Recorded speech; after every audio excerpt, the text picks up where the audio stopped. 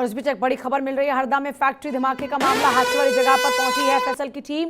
मामले की जांच के लिए एफएसएल की टीम भी पहुंच चुकी है। ये बड़ी जानकारी इस वक्त मिल रही है। हरदा में फैक्ट्री धमाके मामले में एफएसएल की टीम पहुंच चुकी है। देखिए, मध्य प्रदेश की राजधानी भोपाल से 50 किलोमीटर दूर पर बसा हरदा शहर मंगलवार सुबह 10 बजे एक भीषण आग की चपेट में आया। जोरदार धमाके की गूंज वहां पर लोगों ने सुनी और जो जमीन थी वो भी डोलने लगी। इलाके की एक पटाखे फैक्ट्री में आग लगी। उसके बाद विस्फोट के कारण से 5 किलोमीटर के इलाके में मकानों की खिड़कियों के कांच तक टूट कर गिरने लगे। हर ओर अफरा तफरी का आलम था। चश्मदीद बता रहे थे कि पहले फैक्ट्री में आग लगी और फिर वहां बारूद के स्टॉक में विस्फोट हुआ और एक के बाद एक कई विस्फोट हुए। पूरा इलाका लोगों की चीख पुकार से इस वक्त अभी तक सदमे में है। धीरज मेरे साथ इस वक्त हरदा से हैं और अखिलेश सोलंकी भोपाल से इस वक्त हैं। पहले सीधे एक बार हरदा कर लेते हैं। धीरज, क्या तस्वीर अभी तक है? क्योंकि जो फैक्ट्री में धमाका हुआ, एफएसएल की टीम वहां पर पहुंच चुकी है, जांच पड़ताल शुरू हो रही है। कई लोगों के लापता होने की भी अभी सूचना मिल रही थी। आपके पास क्या ताजा अपडेट है?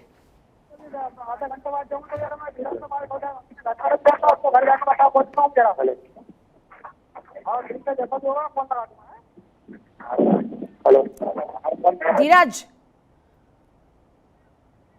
चलिए अखिलेश का एक बार रुख कर लेते हैं। अखिलेश, ताजा जानकारी क्या है? फिलहाल 11 लोगों की मौत की जानकारी मिल रही थी, कभी 11 तो कभी 13, और ये भी खबर थी कि 3 लोग लापता हैं। क्या अपडेट है अभी, क्या स्थिति बनी हुई है वहां?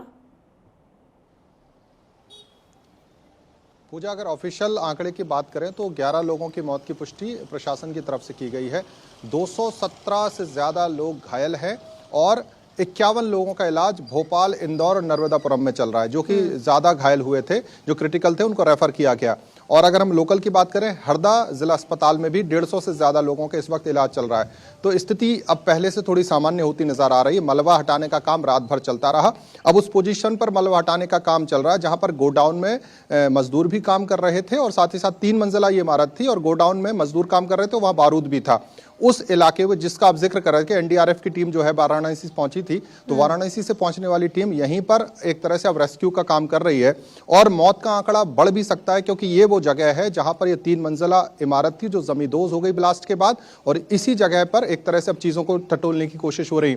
बाकी जो इलाका था रात भर जहां पर मलबा हटाने का काम चला, वहां बार बार पटाखे भी फूटते रहे क्योंकि जो हमने आंखों से देखा, जमीन पर जाकर जब हमने देखा कि बड़े बड़े जो सुतली बम होते हैं, बड़े बड़े साइज के, एक तरह से पूरे इलाके में बिछे हुए थे। जो इलाका था काफी बड़ा था, कई सालों से ये फैक्ट्री संचालित हो रही थी और जो आसपास के 60 घर थे, यानी कि इस फैक्ट्री से सटे हुए जो 60 घर थे, उन 60 घरों को भी नुकसान पहुंचा है। एहतियातन 100 से ज्यादा घरों को वहां पर खाली कराया गया है। हमने देखा कि ब्लास्ट से 20 मीटर की दूर पर भी अगर कोई घर था तो उसकी आगे की दीवार पूरी तरह से उसके परखच्चे उड़ गए। लोग जान बचाकर भागते नजर आए थे।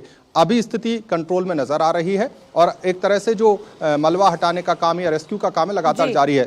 गनीमत ये रही पूजा कि रात भर कोई भी हताहत नहीं मिला मलबे से। जी, बहुत शुक्रिया अखिलेश आपका फिलहाल पूरी जानकारी के लिए। बेहद दर्दनाक हादसा जिसमें लोगों की जान भी गई और जरा सोचिए, लगभग 100 घर प्रभावित हुए। कई लोगों के घर के शीशे टूट गए तो कईयों की दीवारों में दरार तक आ गई। इतना जोरदार धमाका था पटाखा फैक्ट्री के कारण।